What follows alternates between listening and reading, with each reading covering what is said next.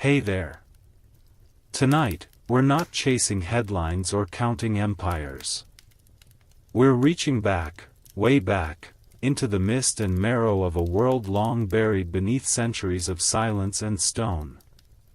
You might know the names: Rome, Britannia, Rebellion.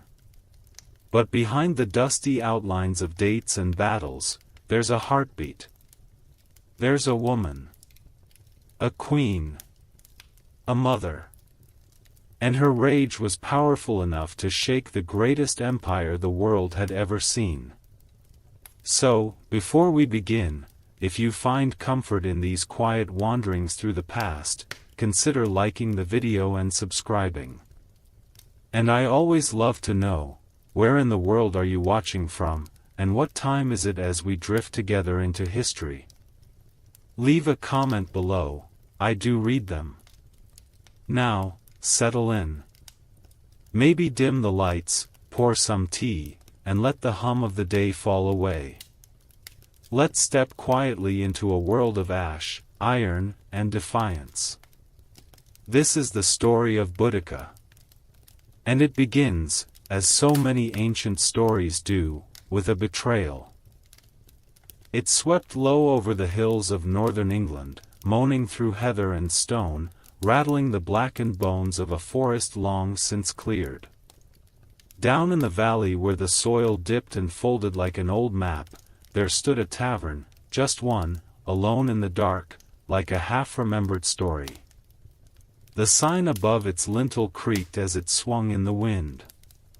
It was nothing grand, just a crude carving of a thistle. The bloom faded, the stem cracked. Time had bitten the edges of every beam and shutter, leaving its marks like old fingerprints. Moss gathered where the roof sagged. Smoke trailed from a bent chimney, gray as mourning cloth. And yet the light inside, it was warm. It flickered gold behind leaded glass, dancing in the rain, promising bread and heat and stories for those who had the coin, or the courage, to come in from the road. This was the Thistle Hill Inn, though few still called it that. To the shepherds and drovers, the wool traders and ale smugglers, it was simply the tavern. It had stood since the old king's day, some whispered even longer. No one could quite agree when it was built or who had first laid its stone. Records were lost. Names forgotten. Only the stories remained.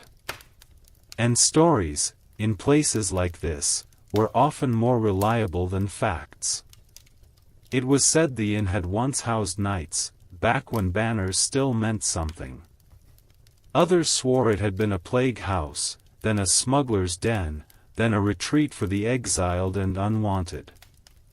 All agreed on one thing: the Thistle Hill Inn had survived every fire, famine, war, and tax man that dared cross its path. Tonight, it stood against another storm. Inside, the hearth glowed low, fed with peat and ashwood. A single candle burned on each table, casting long shadows across old oak beams and uneven flagstone. The smell was familiar: damp wool, boiled onions, a trace of pipe smoke and ale that had never been fully scrubbed from the floor. There were 6 patrons, maybe 7. A farmer with straw on his boots. A woman in black with silver rings. A merchant, or a thief, it was hard to tell which. They drank in silence or muttered over cards. No one asked names.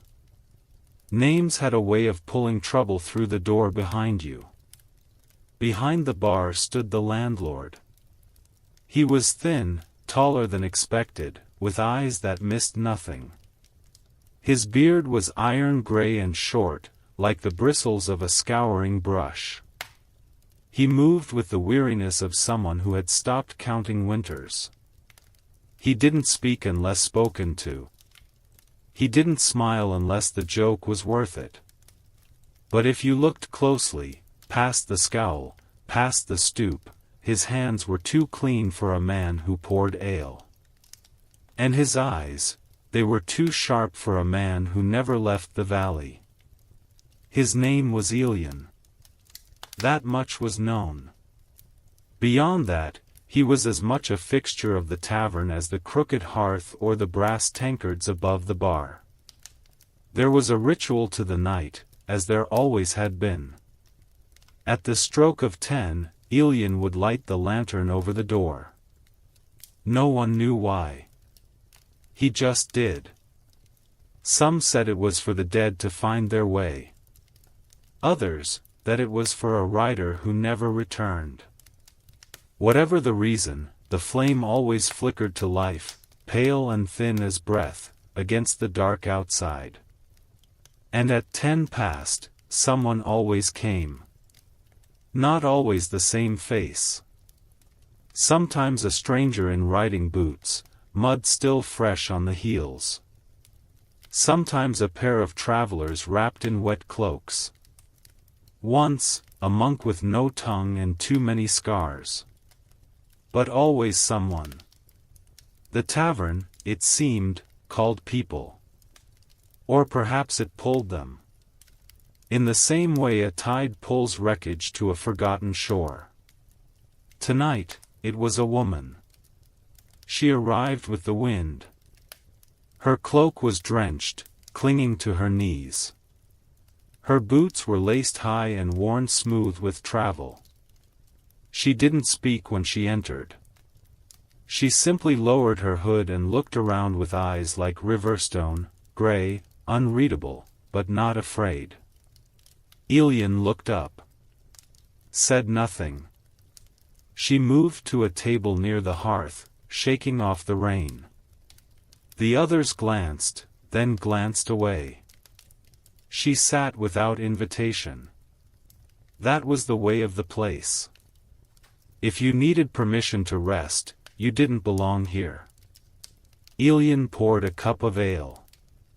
He set it on the bar without a word. She came and took it with a nod, her fingers cold around the pewter rim. She did not drink at once. Instead, she turned toward the fire, listening to the silence. The candle beside her guttered once, twice.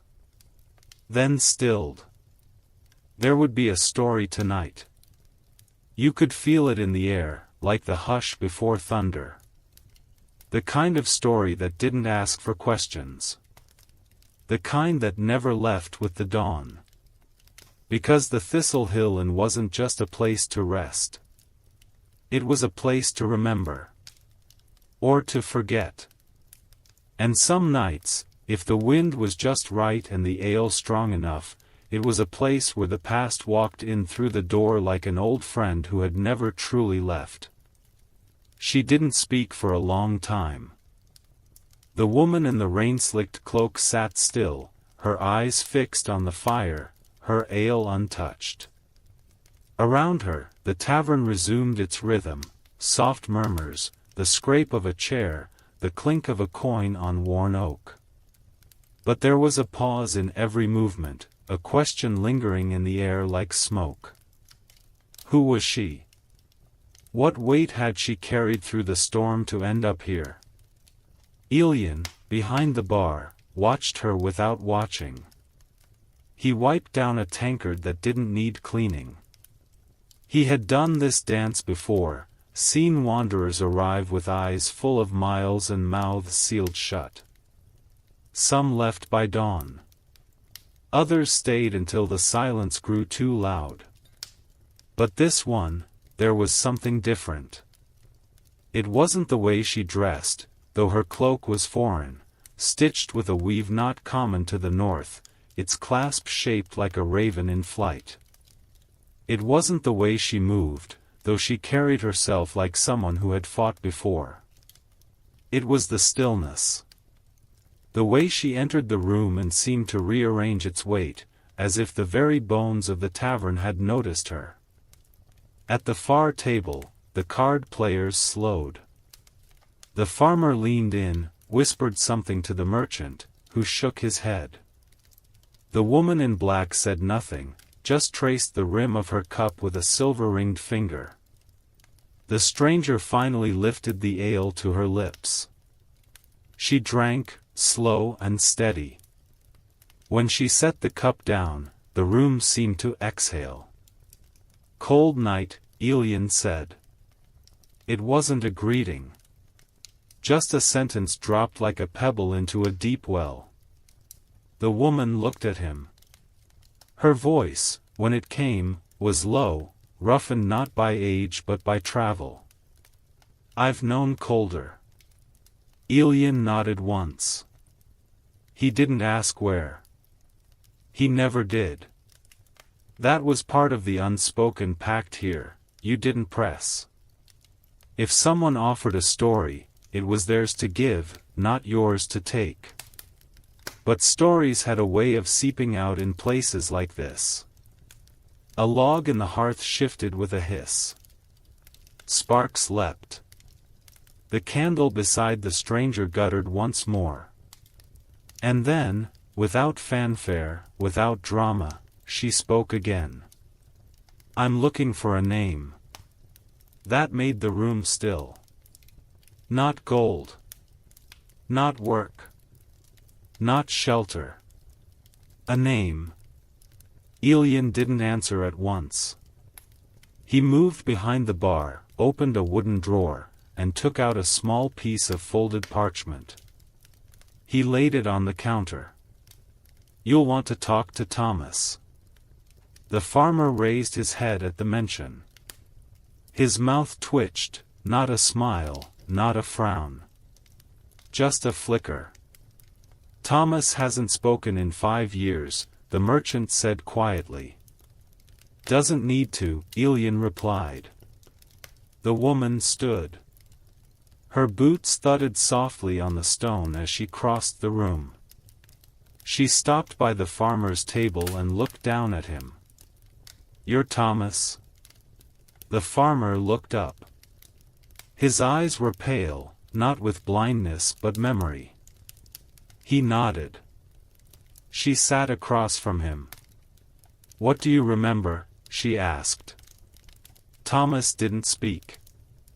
Instead, he reached into the pouch at his side and pulled out a small, weathered object. A token. Metal, bent at one edge, marked with a symbol, half sun, half wheel. The woman's breath caught. Just for a moment. Then she nodded. "That's him." No one asked who. No one dared. Thomas slid the token across the table. She picked it up, turned it in her palm like a relic. "There's a place," she said slowly. "Past the old quarry. A house with no roof. He was there. Years ago.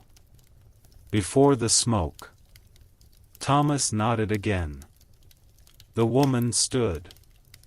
She turned to Aegean. "Do you still serve stew?" Aegean raised an eyebrow. "That depends. Are you planning to pay, or is this one of those righteous quests where I'm meant to feel honored just feeding you?" She pulled a coin from her cloak. Thick. Heavy. Too old to spend in most markets. "I've been paid in worse." He took it. "Stew it is." She returned to her seat. The room eased again, as if the moment had passed, but it hadn't. Not really. Because the token still lay on the table. And the wind outside was rising. Later, when the stew arrived, thick with barley, dark with meat, she ate like a woman who had forgotten how. Quiet. Efficient. No wasted motion. When she finished, she folded her hands and waited. Aegean leaned against the bar. "You'll go looking for him, then?" It wasn't a question. "I have to." "You won't like what you find." She looked toward the fire. Its light flickered across her face, throwing her shadow high on the wall. "Doesn't matter," she said. "What matters is that someone remembers." And that, it seemed, was the end of it. Except it wasn't. Because outside the tavern, past the edge of the road where the moss-swallowed cart tracks, there was a figure. Hooded. Still. Watching the lantern above the door flicker in the wind. Not moving. Not speaking. Waiting. The figure outside did not knock. They waited through the night, through the hush of closing time, through the rituals of sweeping ash and shuttering windows. And when Aegean finally doused the last lantern and turned the lock, he paused, because he knew they were still there. He did not open the door. Instead, he whispered an old blessing under his breath, one his mother taught him in a time before silence. It wasn't meant to stop what waited outside. Just to remind him he was still human. The morning broke slow and sullen. Clouds rolled low, thick as unspoken thoughts. A fog crept in from the river bend, curling through the alleyways and fields, softening the world's edges. When the stranger emerged from her rented room above the tavern, the woman in black was no longer wet from the storm, but her eyes held the memory of it. Thomas was already gone. He had left a note, or rather, a single leaf of paper with a smudged ink line, pointing toward the eastern hills. No words. Just the line, drawn in a slow, shaking hand. She folded it, tucked it into her sleeve. Aegean was slicing bread in the kitchen. He didn't look up when she entered. "There's a trail through the old orchard," he said. "Faster than the main road, but rough." "I don't mind rough." He paused, then added, "He was a good man, once." She nodded. "That's why I need to know what made him forget." The fog thickened as she stepped outside, swallowing her after just a few paces. And still, the watcher stood across the road, cloaked in gray, unmoving. No one else noticed them. No bird sang. Only the crunch of her boots in the frost-bitten grass marked her passage. The orchard had long since gone to ruin. Branches curled like knotted fingers. Trunks leaned into each other like drunks after too many years of loss. Apples, if they grew at all, were small and bitter, clinging like regrets. The air here felt older, somehow. As if it remembered better seasons and resented their absence. She passed beneath an arch of branches and paused. There were markings carved into one of the trees. Old runes, faded almost to nothing. She brushed her glove over them. Felt the groove. A name. Half finished. Ahead, the trail rose into the hills. The fog parted just enough to show the crumbling stones of what once might have been a boundary wall. Beyond that, silence. She crossed into it like one crossing into memory. The house, if it had ever truly been a house, stood in ruins. No roof. No windows. Just a skeleton of stone and rot. Moss climbed the walls. The hearth was choked with weeds. But there, in the far corner, she found it. The brand. Burned into the base of the hearth, hidden beneath a loose flagstone. The same symbol as the token, half sun, half wheel. She knelt, fingers tracing the blackened edges. It wasn't just a home. It was a place of oath. Behind her, the watcher finally stepped forward. "You should not have come here," the voice said. "Neither male nor female, just quiet and cold. She didn't turn. Then why did you wait for me? The watcher stopped just beyond reach. To see if you remembered. To see if he did. She stood slowly, still facing the hearth. Thomas gave me the token. A pause. Then he remembers more than he should. The fog curled tighter. The light dimmed. Tell me his name, she said. You already know it. She turned then, sharply. But the watcher was gone. No sound. No footprints. Just mist, and the faint scent of ash. She stood in the ruin until the wind shifted. Until the fog began to lift and the shape of the world returned. Then she walked. Not back toward the tavern. Not yet. Instead, she followed the line of trees toward the bend in the hill, where the earth sloped downward, and the sky, when it broke through, turned a pale, watching blue. She found the stone half buried in moss. Not a grave, not exactly. Just a marker. No name, only the symbol, again and again, carved in a circle. A whisper came then. Not from wind or memory, but from something else. He asked for forgiveness. She knelt.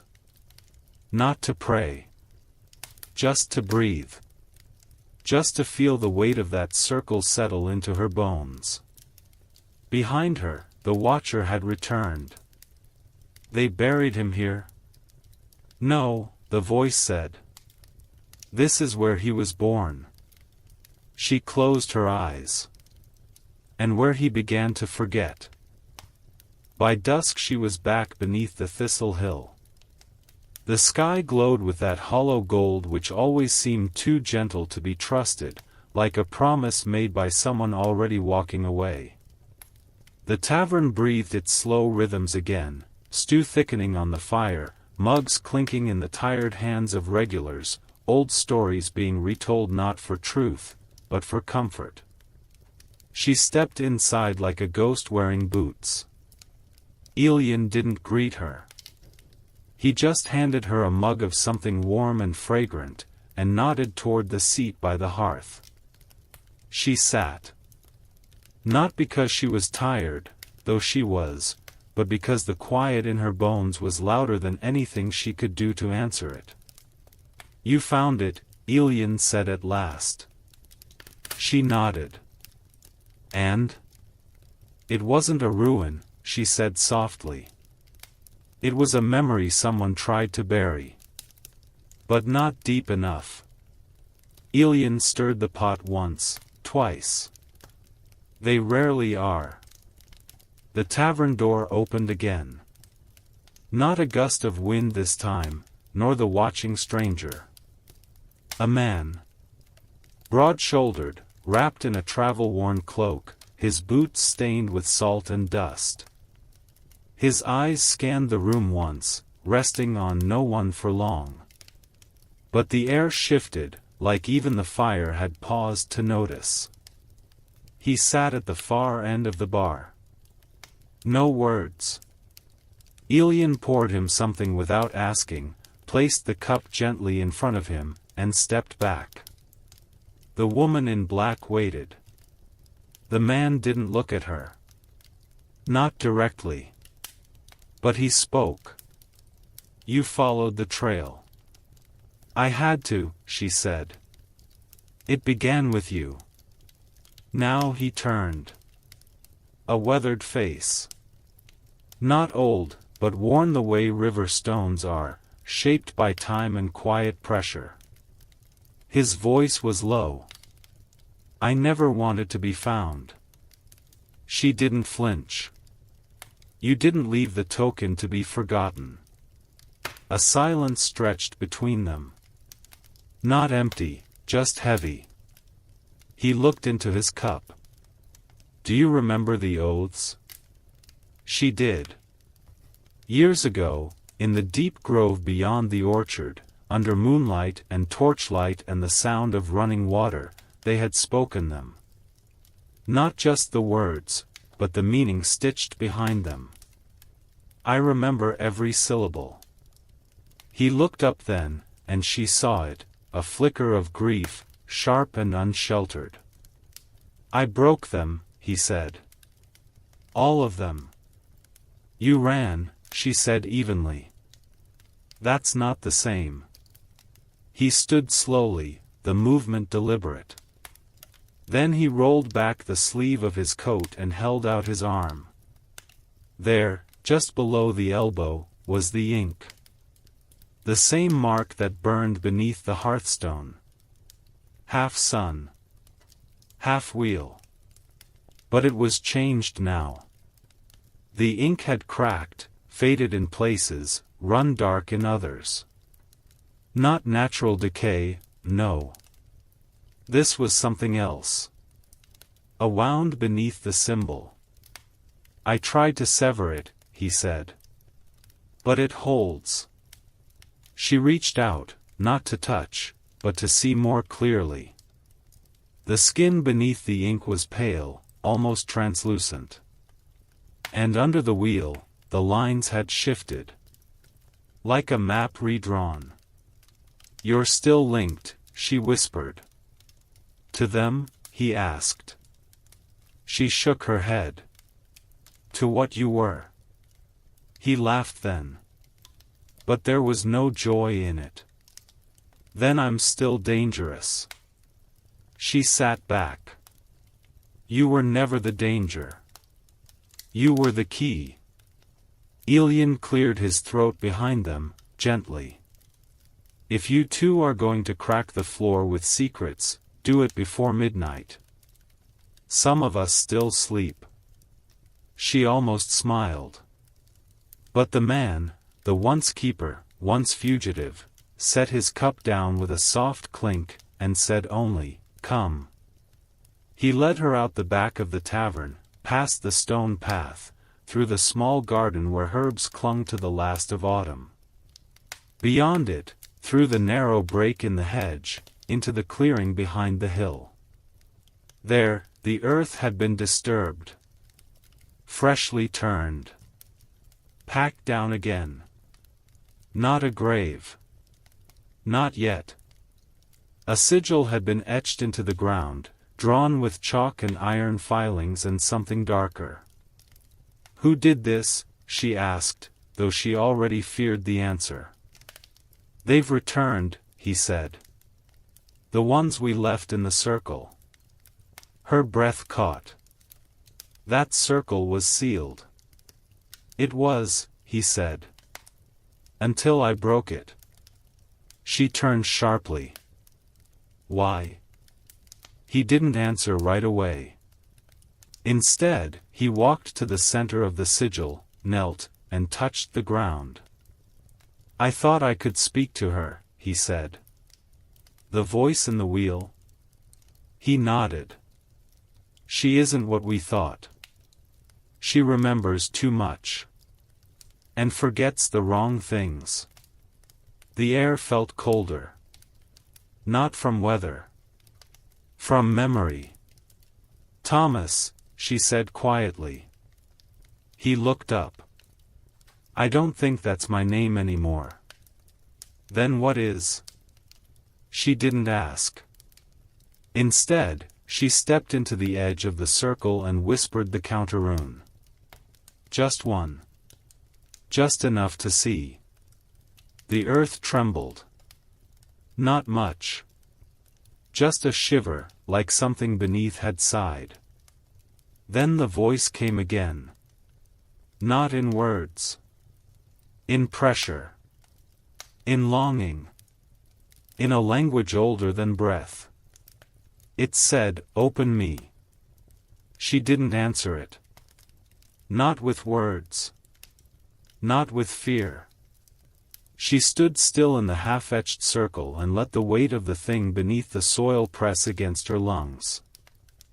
There was no sound, only the feeling of a door waiting to open, one with no handle on her side.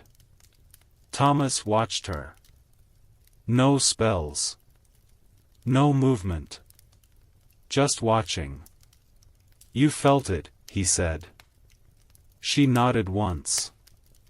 It's changed, she whispered. It's older. His face tightened. Or we were wrong about how young it ever was. The sigil shimmered faintly, lines curling in on themselves like roots unsure where to dig. The filings glowed where her boots had disturbed them, faint iron whispers reaching toward her. She stepped back. Why did you come here, Thomas? He stood slowly. Because I thought I could warn you. She raised an eyebrow. And yet you carved a summoning circle behind the tavern and fed it half your name. A pause. It was listening before I ever drew the lines, he said. It was always listening. I just wanted clarity. Clarity.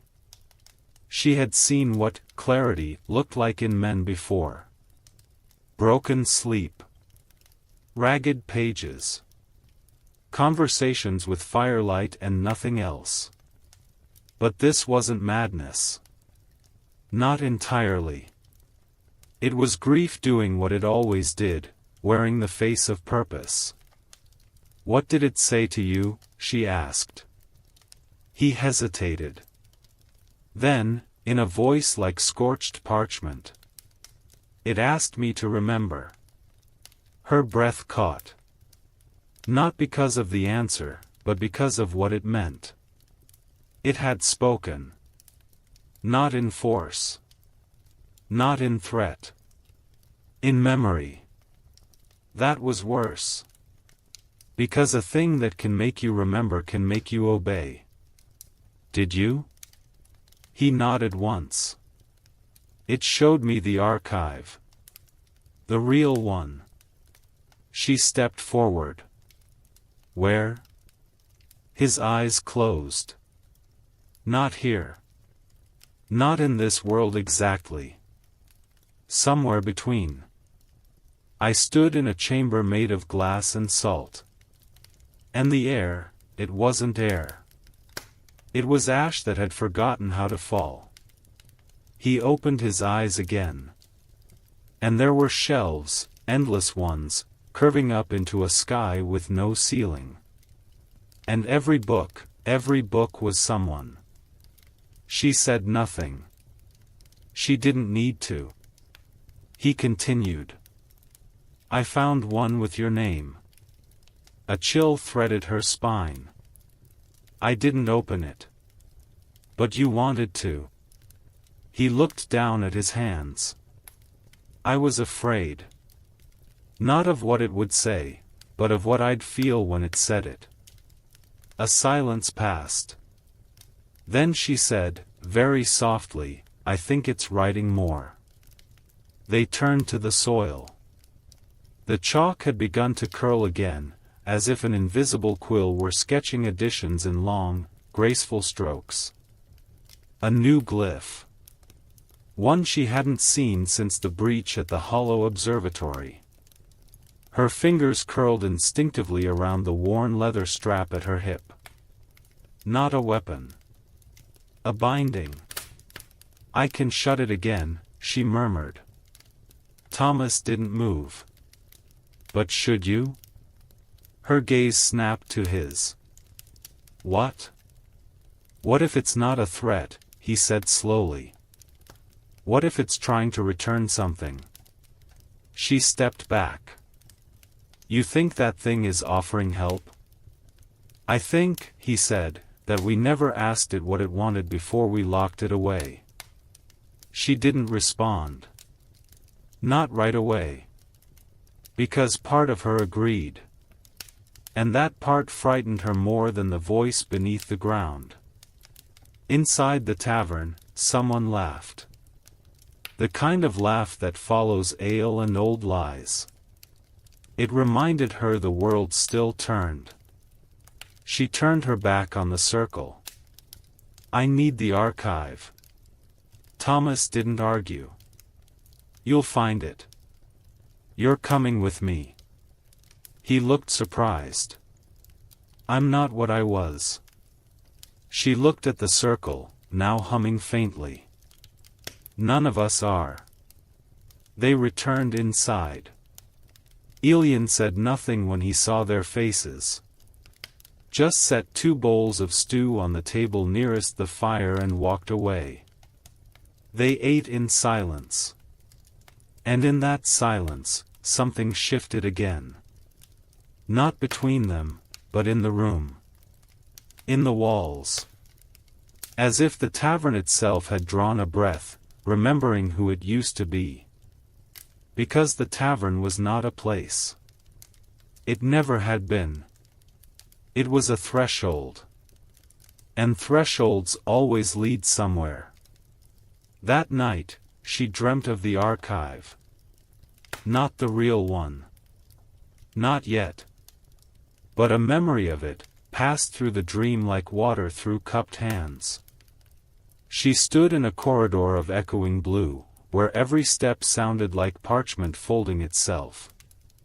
The floor was glass, and beneath it, spines of forgotten books rose like teeth from the deep. She did not speak. You don't speak in places like this. You listen. There was a voice, soft as twilight. It didn't echo. It didn't ask. It merely said, "You left a page unwritten." She woke with the taste of salt on her tongue. Morning came with the scent of peat smoke and frostbitten wind. The hill was quiet, but the tavern was not. Somewhere below, someone was sharpening a blade, not with urgency, but with memory, like a man revisiting the edge that had once saved him.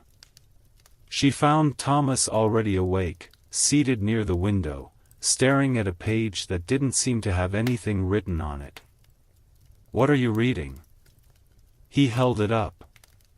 "Nothing. Just blank vellum. I think it used to be a map."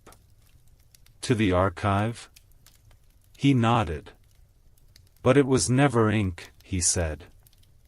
"The directions are emotional. You follow memories. Regrets. Whatever burns hot and quiet." That made sense. "Unfortunately. I know where to start," she said. "I need something from the cellar." The tavern's cellar wasn't large. But it was deep. 3 levels below the main floor, past a sealed hatch and behind an oak door that smelled of elder bark and old bread, was a room that shouldn't have existed. It had no architectural logic. No builder's mark. Just smooth black stone and the faint echo of tides that never reached the surface. She brought no torch. Light would only confuse it.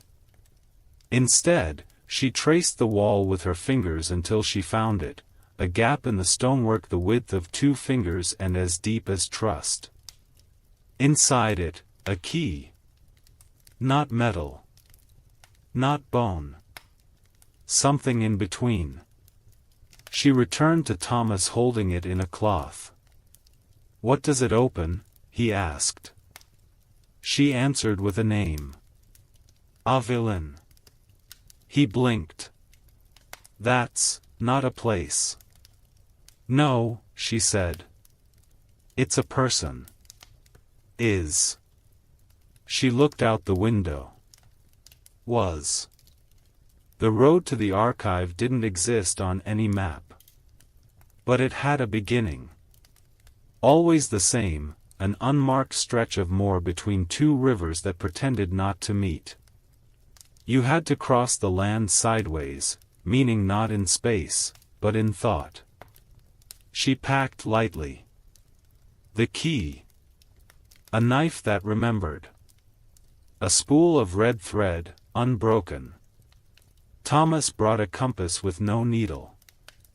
They left before the sun reached the chimney stacks. Aegean watched them go, not from the window, but from the mirror above the bar. He didn't move. Just watched. As if this was the fourth time he'd seen them walk into a story that would not let them return the same. The moor greeted them with a sound like whispered laughter, grass moving beneath the wind like someone remembering something they shouldn't. There was no path. Just inclinations. And eventually, the first sign. A stone. Carved in a script that hadn't been spoken since the last star fell sideways. It read, "What you carry is not what opens the door." Beneath it, barely visible, a smaller line. "But it may open you." They walked in silence. The sky changed color. Not with sunset, but with memory. The clouds above flickered like film through old reels, blue, then gold, then a shade of ash that made the trees lean back. They reached the place by accident. A clearing that had no trees, no grass. Just dust. Fine, white, and weightless. At its center stood a door. No frame. No hinges. No walls. Just a door. Wood scorched by time. A handle made of knotted root. Thomas stared. "That's not metaphor, is it?" "No," she said. "It's where memory ends. And record begins." She stepped forward. But the door did not open. She raised the key. It trembled. Then, from behind them, footsteps. Not loud. Not rushed. Careful. They turned. A figure stood at the edge of the clearing, face hidden beneath a hood of moth-woven fabric. It didn't speak. It didn't need to. She knew that walk. "Karen," she said.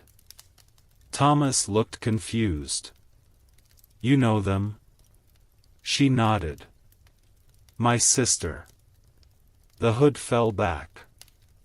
And Karen smiled. Karen's smile was not warm. Not cruel.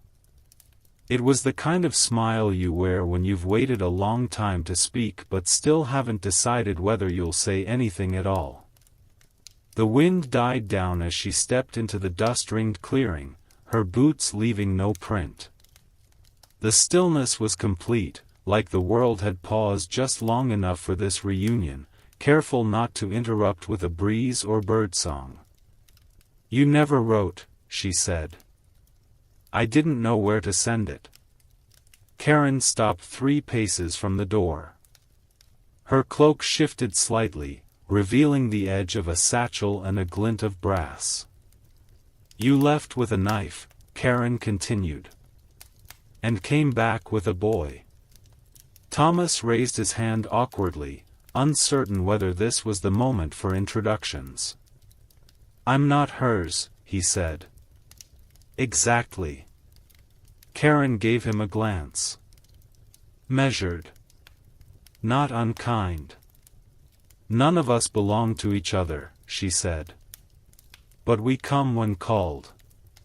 She turned her gaze back to her sister. "Did you find what you were looking for?" "No," the woman answered. "But I found the key." Karen didn't ask to see it. She had no need. "I thought you swore never to return to the archive." "I did. And now? I've broken things before." Karen sighed, not out of frustration, but out of memory. She stepped closer to the door and rested a hand on the wood. It didn't shimmer, didn't glow. But the air around it pressed inward, as if breath were being held. "You still remember the vow?" Karen asked softly. The woman nodded. "Say it." She hesitated. I have not come to steal, she said, voice barely more than a whisper. I have not come to rewrite. I seek not erasure, but understanding. Not power, but reckoning. I come with what I cannot carry alone. I ask not for answers, but for the place where memory stands still. A pause. Then the door creaked open, not with sound, but with silence folding inward. Thomas blinked. That's it? No, Karen said. That's just the antechamber. They passed through. The door closed behind them, though none touched it. The first chamber was not a room. Not really. It had no walls, just thresholds. Archways leading into other shapes. Shelves that bent the light. Tables that bore no dust. There were books, but they did not lie open. Scrolls, but they did not unwind. Instead, memory hung in the air itself, threads of vision, sound, regret. Karen walked ahead without speaking. Her boots made no noise. Thomas leaned toward the woman. I feel like we're inside a thought. We are, she whispered. This place records everything. And sometimes it edits. They stopped before a wide basin of water. Not still. It shimmered with scenes, moments drawn not from history, but from the half-light between memory and dream. Karen gestured. Show it. The woman reached into her satchel and drew out the cloth-wrapped key. She unwrapped it. And the water stilled. A single image rose. Clear. Sharp. A child's hand. Holding a torn page. A name scrawled on it in ink that glowed faintly. Evelyn, Thomas whispered. She was 7, the woman said. We weren't watching. The book was not for her. Karen closed her eyes. She turned the page, she said. And vanished. Thomas looked between them. So this isn't a door to knowledge. It's a recovery? No, Karen said. There is no recovery. Not in the archive. But there are echoes. Shadows left by presence. If you're lucky, you can walk alongside them. And if you're willing, you can forgive them. The woman took a step toward the water. I just want to see her, she said. One more time. The basin began to ripple. And from the depths of memory, a figure rose. Not a ghost. Not quite. But a child. Barefoot, hair wild, turning a page made of light. Evelyn. The girl looked up. And smiled. But not at them. She smiled at something beyond the basin, something not present, something she remembered. Then, softly, her image turned. And with it, the air shifted. A voice, not Evelyn's, whispered through the archive. You must choose. Thomas turned. What does it mean? Karen didn't answer. The woman did. It means, one of us stays. The air thickened, not with heat, but with expectation, like the silence before a storm, the moment before a decision becomes real. You must choose. The voice still hung, neither loud nor soft, but everywhere. It wasn't male or female, old or young. It simply was. Thomas stepped back from the basin. His reflection warped in its surface, eyes wide, mouth parted slightly, as if waiting for a line that hadn't been written yet. "One of us stays?" he asked, the words thin with disbelief. Karen didn't move. She stood still as stone, her gaze not on the basin, but on her sister. She knew this ritual. This rule. The woman, whose name still had not been spoken, kept her eyes on the figure in the water. Aegean. Her little sister. The child they'd lost, not to death, but to something quieter, stranger. A turning of the page that had led to no next chapter. "The archive is a vault," she said at last. "But it's also a balance. Something enters. Something remains. That's the price. Always has been." Thomas looked between them. "You knew this before we came?"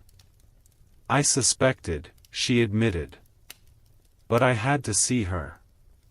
Even if it meant—" She didn't finish. Karen exhaled sharply, the kind of breath that's been held through years. "It doesn't have to be you," she said, voice firm. "Let the boy stay." Thomas blinked. "What?" "You carry nothing the archive wants," Karen continued. "No bindings. No history. You could go in his place." "No," the woman said, too quickly. Thomas looked from one to the other. "What would happen to me?" "You'd live in memory," the woman said. "Not as you are now, but as a pattern. A shape. You'd be part of the story. Part of all stories." Karen added, "You'd be forgotten. Slowly. Not by us, but by the world." Thomas took a step back. "But I didn't even know her. I don't belong to this." The woman turned to him, and this time her gaze wasn't distant. It was terribly present. "You came because you followed me," she said. "Because you chose to walk into a place you couldn't name. That matters." Thomas swallowed. "I didn't mean to." "Most people don't," Karen said. A pause. The kind that feels longer than it is. Then the woman turned to the basin. "Aegean," she said softly. The image flickered, just slightly. "I couldn't save you then. I didn't even know how to look." The girl in the water tilted her head. Now, she was turning. Walking toward something unseen. Toward an edge that shimmered with quiet gold. The choice was pressing in. Karen spoke again. "There's another way." Both turned toward her. "There's a tether," she said. "One person stays, but not fully. A half-presence. Between the world and the archive. Bound to both." The woman's brow furrowed. "That's a curse. It's a bridge. It's both." Thomas stepped forward. "Can you show me?" The basin shifted. Now it showed not a child, but a figure kneeling beside a flame. Their features flickered, indistinct, as if seen through smoke. "They remember," Karen said. "But they aren't remembered." Thomas stared. "Is that what you did? Is that how you came back?" Karen didn't answer. But she didn't deny it. The woman looked to her sister. Then back to the water. Then she spoke, quietly, steadily, like she was reading her own story aloud for the first time. "I'll stay." Thomas shook his head. "You don't have to." "I do," she interrupted. "Because I brought you here. Because I lost her. Because I opened the door. Karen didn't argue. But she stepped forward, and held out her hand. You don't have to vanish, she said. I can help you hold the tether. The woman hesitated. Then reached out. Their fingers touched, and in that instant, something ancient recognized the bond. Not blood, not memory, but the promise that neither would let go. The basin shimmered. Aveline turned once more, this time toward the two women. And for a moment, she looked right at them. Eyes not full of sorrow, but of recognition. Then, with the faintest of gestures, she stepped beyond the edge of the image. Gone. The basin stilled. Karen let go first. The woman stood in place, her eyes wet, though she didn't seem to notice. Thomas stepped forward. What happens now? You leave, Karen said. You carry the story. And you? The woman smiled. Someone has to keep the memory from closing.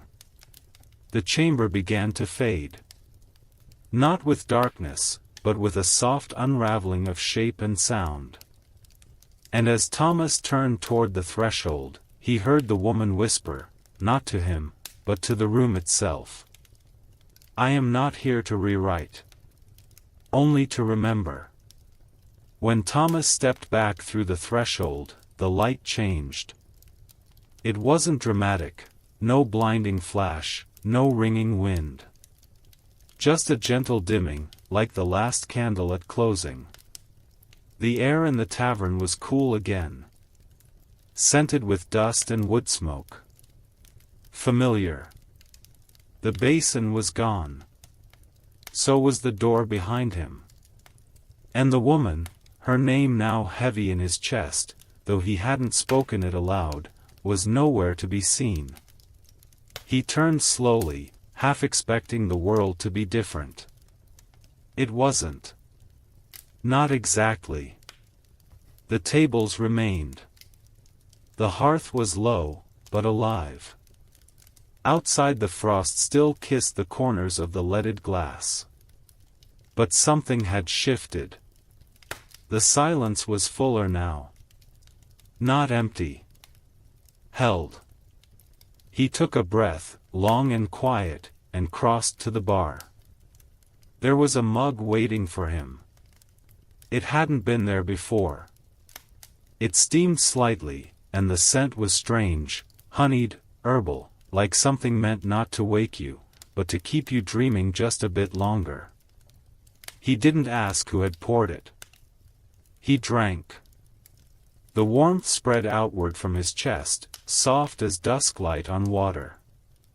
It didn't banish the ache in him, didn't erase what he'd seen or heard, but it softened the sharp edges. Behind the bar, there was movement. Karen. She stepped into the light without a sound, her apron dusted with ash, her sleeves rolled to the elbow. You came back, she said. It wasn't a question. Thomas nodded. She regarded him with the same thoughtful quiet she always had. But something had changed in her face. The weariness was still there, but no longer without anchor. I didn't think I would, he admitted. No one ever does, she said. Until they do. He wanted to ask about the woman. About what had happened when he stepped out. About the tether and the memory and whether the world would remember any of it. But Karen just tilted her head toward the hearth. You should sit, she said. There's a story waiting. He followed. The fire crackled softly, like it had always been telling stories to itself. And beside it, in the tall-backed chair that no one ever sat in, not regulars, not strangers, not even the wandering poets, there was now a book. It wasn't dusty. The leather was deep brown, bound without title. The kind of book that invites the hand before the eye. He looked at Karen. She nodded once. So he sat. And opened it. Inside were no words. Only images. They moved gently, like memories dreaming of themselves. Scenes half familiar, half forgotten.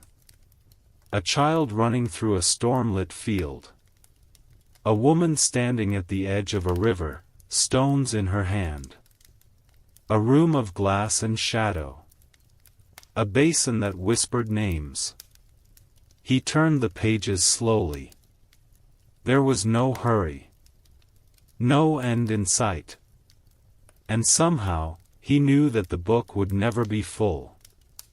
That it would keep writing itself, not in ink, but in feeling. In memory. In the things people almost remember. He didn't know how long he sat there. The light in the tavern never changed.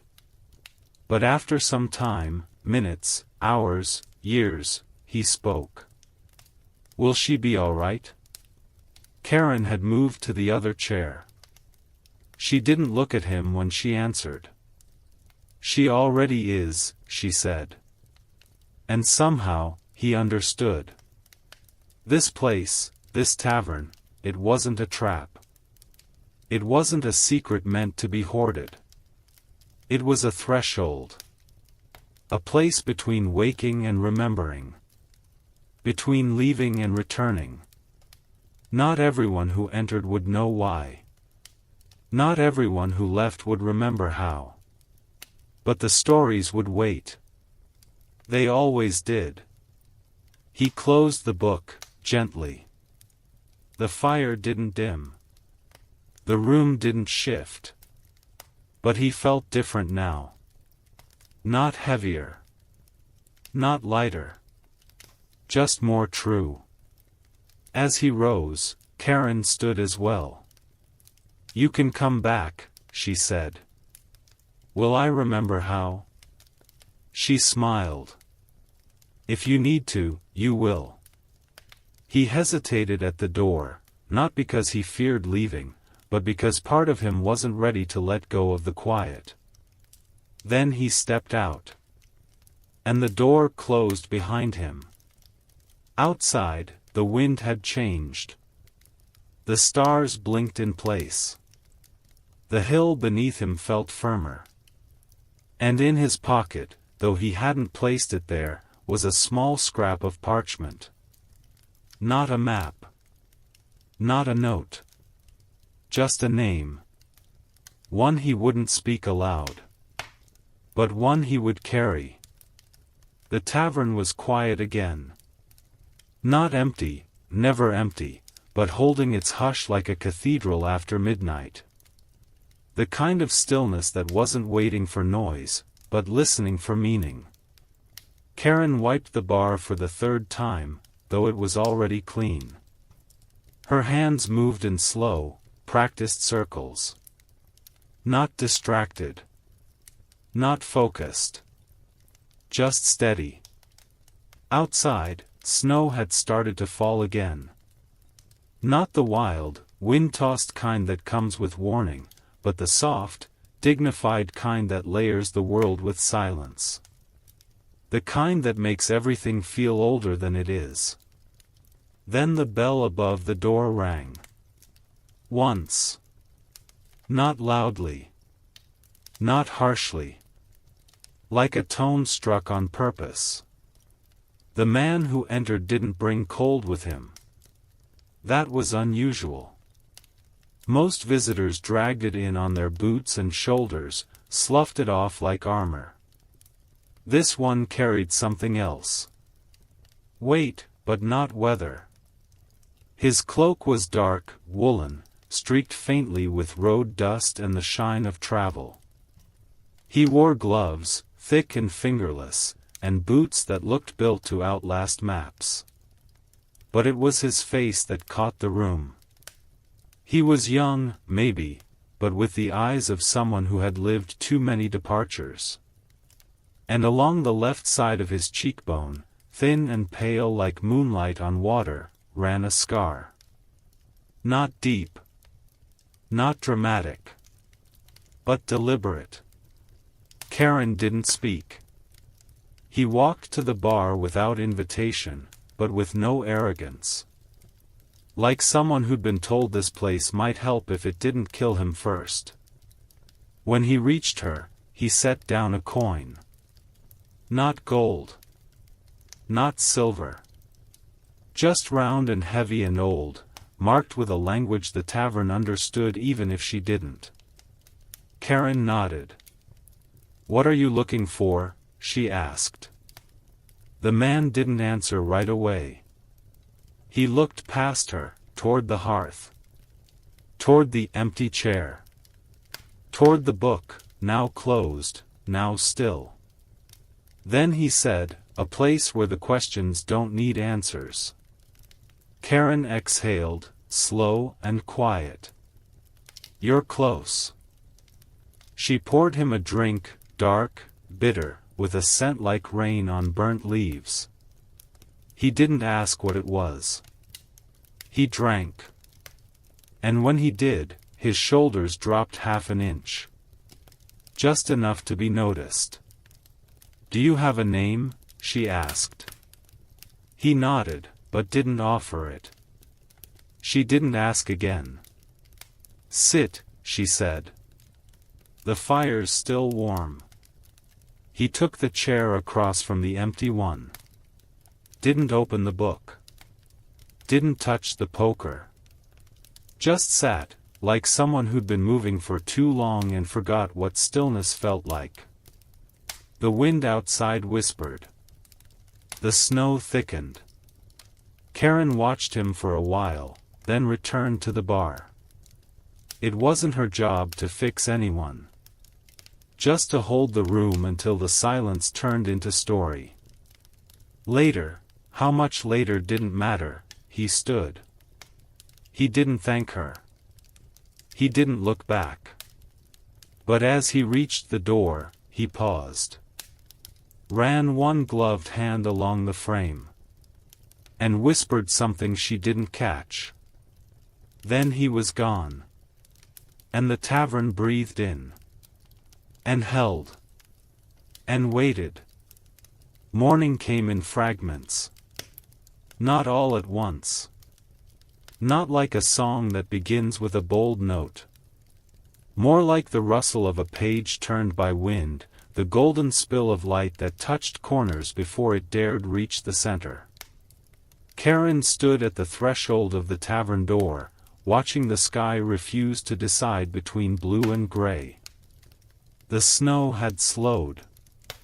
The path was only half covered. As if the night had thought better of hiding the way completely. She stepped outside, boots crunching softly over the old stones. Not for firewood. Not for errands. Just to breathe. The trees were still. Every branch held snow like an offering. And the wind, if it moved at all, moved carefully, so as not to disturb the fragile peace. She thought about the man from the night before. The silver scar. The quiet drink. The way he hadn't asked for anything and yet had taken space like someone who knew the shape of absence too well. He'd left no trace. Not really. But when she returned to the bar, something waited. On the stool where he'd sat, a folded scrap of parchment. Rough-edged, creased. Not sealed. She opened it. One line. Ink faint but deliberate. "If you see her, tell her the lantern still burns." No signature. No name. Just words like a compass for someone else's sorrow. Karen set the note beside the hearth, on the table where no one sat anymore. Then she lit the lantern. Not the usual ones above the bar or hanging by the stairs, but the old one, iron-framed, soot-blackened glass, resting on the windowsill, left unlit since autumn. It hissed to life slowly. Golden, soft. Not bright, but unmistakable. That done, she went back to her quiet. The tavern filled with its small daily rituals. A cracked mug to mend. A jar of rosemary to refill. 2 pigeons to watch argue on the roof beam like old men with nothing better to do. At noon, a traveler came through. Young, wrapped in a green coat too thin for the season, and eyes too curious for the road she claimed to know. She ordered broth and sat by the window. Said nothing, but kept looking at the lantern. Didn't ask. Didn't need to. Karen brought the bowl and a slice of coarse rye and didn't break the silence. They ate. And after a while, the girl asked, "Does the light mean someone's missing?" Karen didn't blink. "Sometimes," she said. The girl nodded and left a silver coin and a question unspoken. By evening, the wind had changed. Warmer now. A hint of thaw beneath the air, though the snow held fast. The kind of change that reminded you even winter had to exhale sometime. The tavern doors creaked open once more. A man in merchant's black stepped in. Thick gloves. Clean boots. No sword. He smelled of ash and long road. He didn't sit. Didn't speak. Just walked to the hearth, saw the lantern, and looked at Karen. She nodded once. That was enough. He left something on the bar. A coin? A charm? She didn't look until he'd gone. It was a small wooden ring. Carved from oak. Worn smooth. Burned with a single word on the inside curve. Wait. That night, Karen didn't close the tavern early. She let the fire burn low and the lantern glow against the window. No one else came. But the light stayed. As it always did, for those who might need it. Not to see. But to be seen, the fire had burned low in the hearth, casting long shadows that wavered across the tavern's walls like ghosts of the past, stretching and curling in the silence.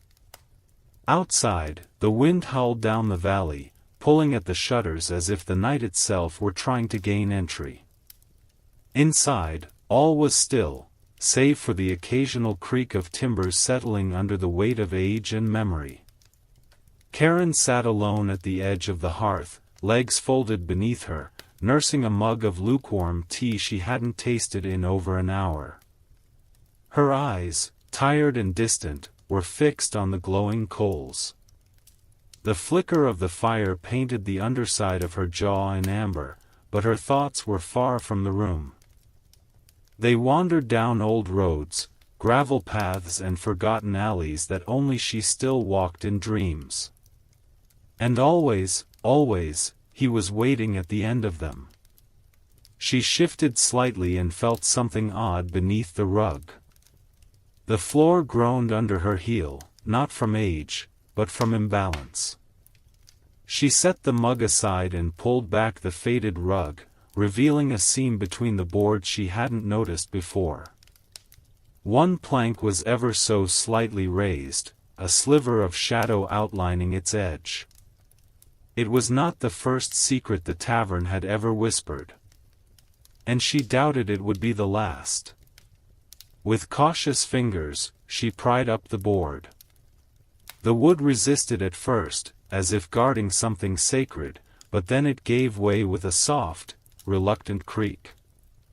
Beneath it, nestled in dust and time, lay a letter, sealed in wax gone brittle with years.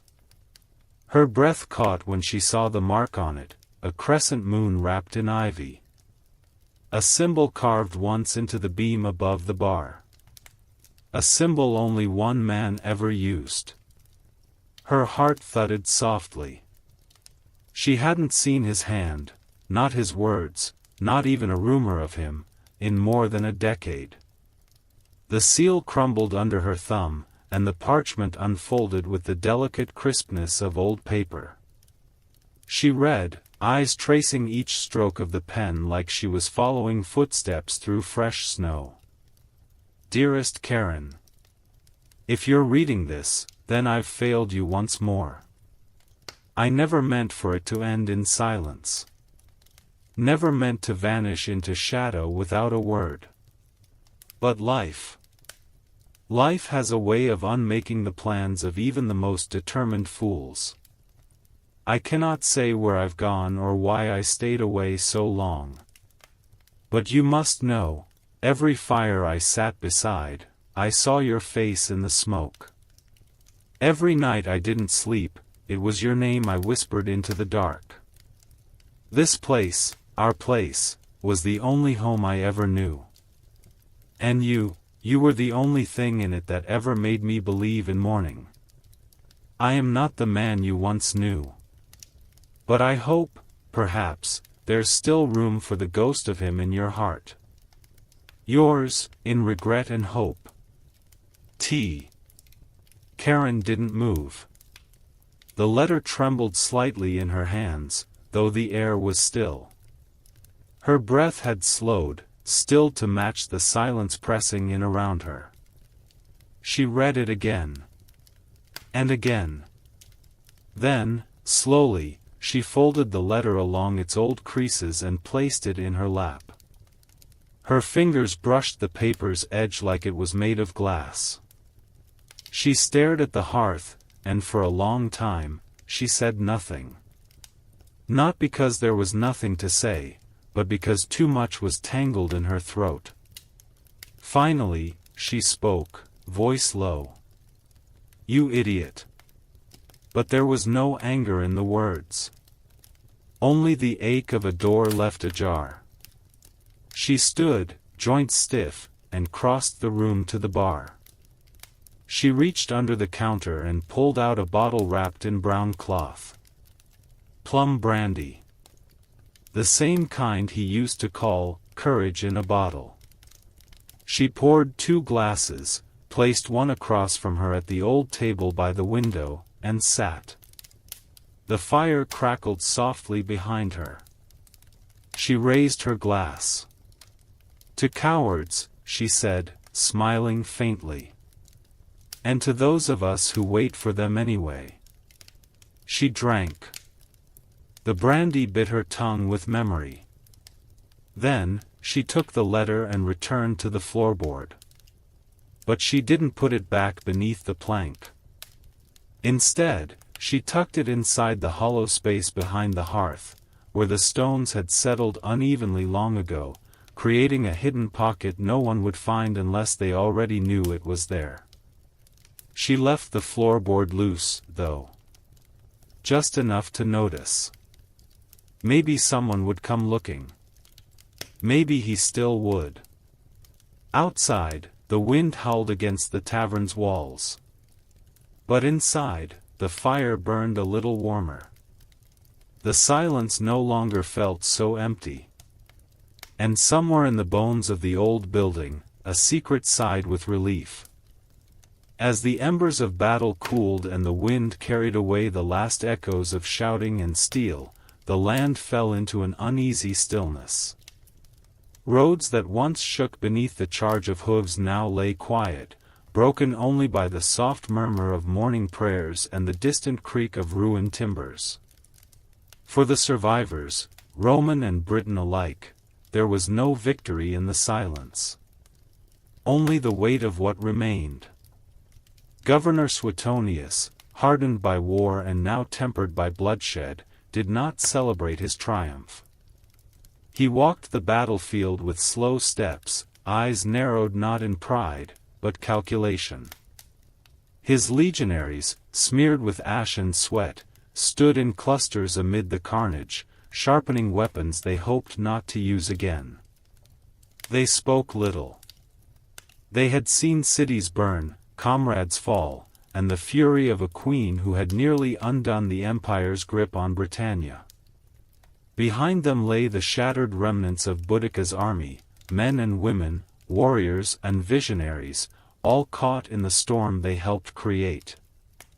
The rebellion, once a fire that consumed towns and terrified emperors, now smoldered in the damp earth.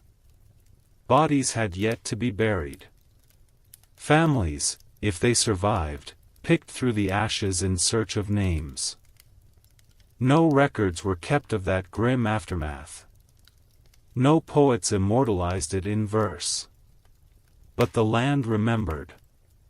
Suetonius, ever the tactician, wasted no time rebuilding what had been lost.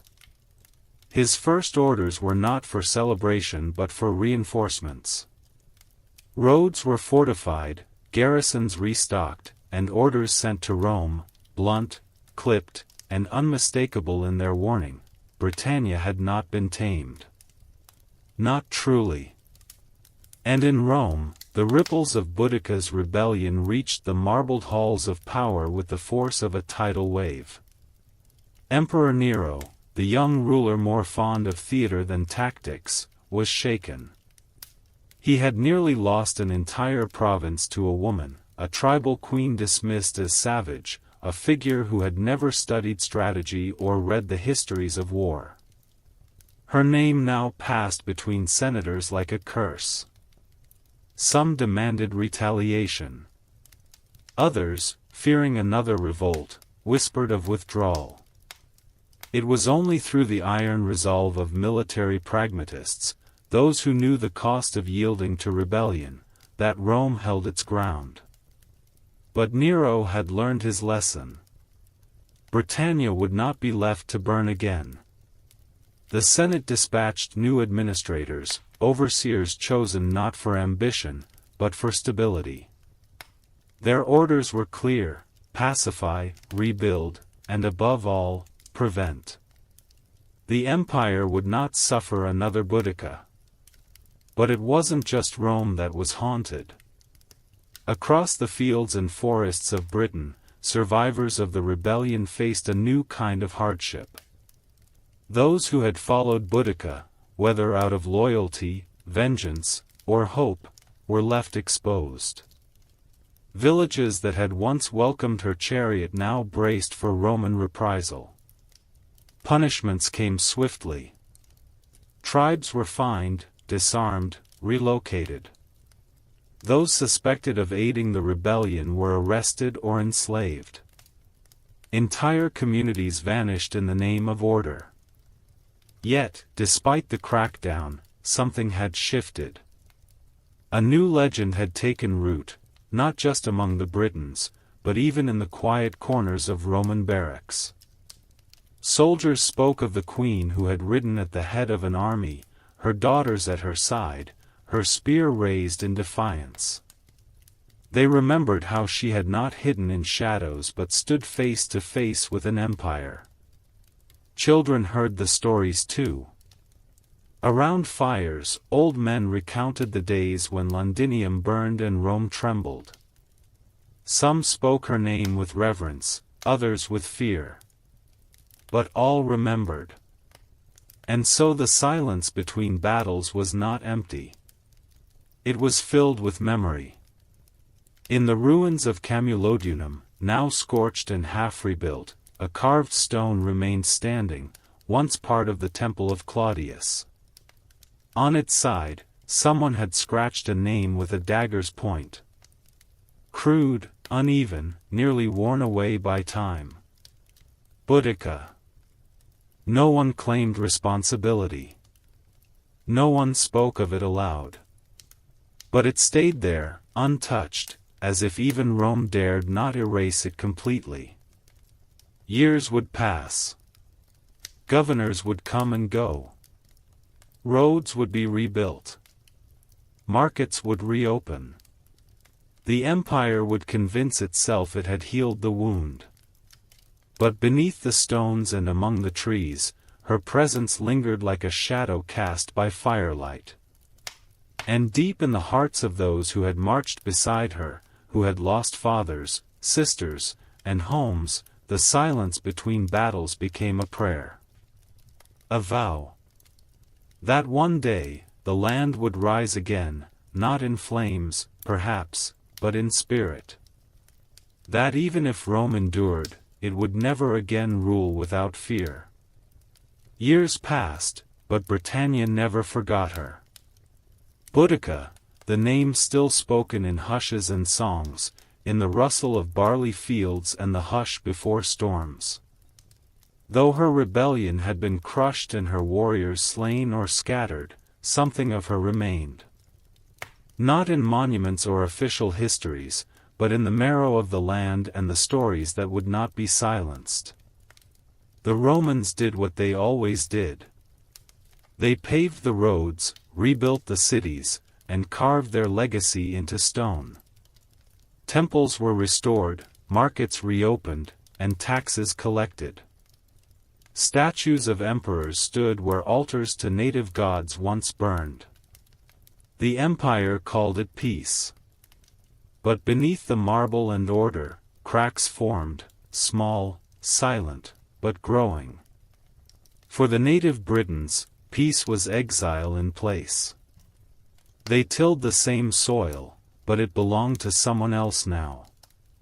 The sacred groves were watched, their druids outlawed. The tongue of Rome became the language of law, and those who spoke only the old ways found themselves voiceless in their own land. The scars of rebellion had not just cut through armies, they had split memory from power.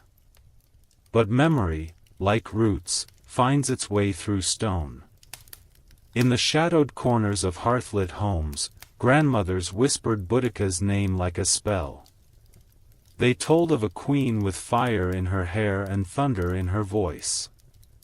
Children grew up not fearing the empire, but questioning it. They memorized not Roman laws, but legends. And always, there was the tale of the woman who refused to kneel.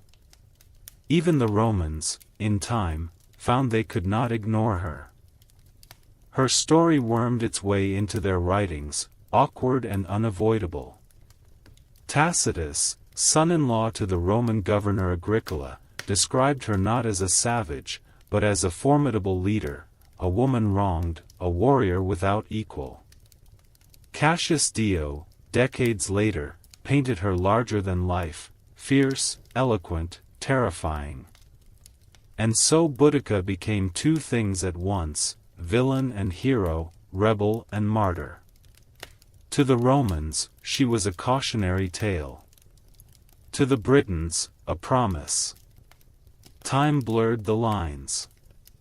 As the empire weakened and its borders frayed, new invaders came, Angles, Saxons, Norse. They found a land already defined by its defiance. And though they brought their own gods and swords, they, too, heard the echoes. Some say the Viking shield maidens, fierce and wild, carried pieces of Boudica in their blood and battle cries. And when the Romans finally left Britannia, ghosts filled the space they abandoned. Cities crumbled. Roads grew over. But the story of Boudica remained. By the time of the Normans, she had become a figure of prophecy, a red-haired queen who would return in Britain's darkest hour. Medieval monks, scribbling histories with ink and prayer, tried to make sense of her. Some softened her, turned her into a tragic widow.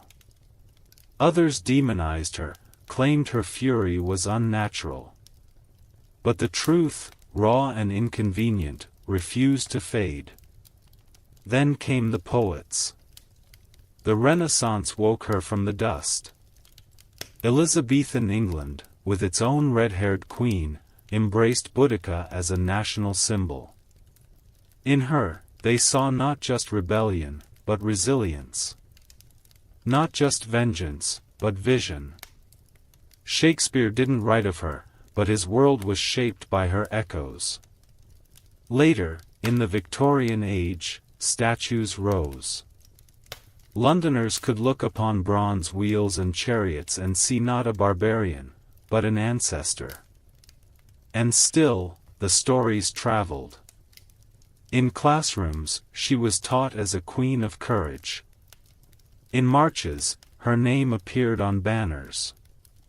In the hearts of women denied a voice, she became the voice. In the fists of the oppressed, she was defiance. And in the minds of historians, she was a puzzle that refused to resolve neatly. She didn't fit into any single narrative. That was her strength. Because Boudica was never meant to be one thing. She was mother and general, warrior and poet, vengeance and love. She rose not from ambition, but from grief. And when the world tried to crush her, she stood taller. When it beat her, she bled fire. And when it buried her, she rose again, not in flesh, but in flame. You can still feel her. In the wind that crosses the fields of Norfolk. In the mist that hangs over Londinium's ruins. In the silence that follows injustice. In the roar that precedes uprising. She is there, not as a statue or a paragraph in a textbook, but as a presence. A warning. A reminder. A flame that would not die. And perhaps that is the true victory. Not in winning the battle, but in refusing to be forgotten.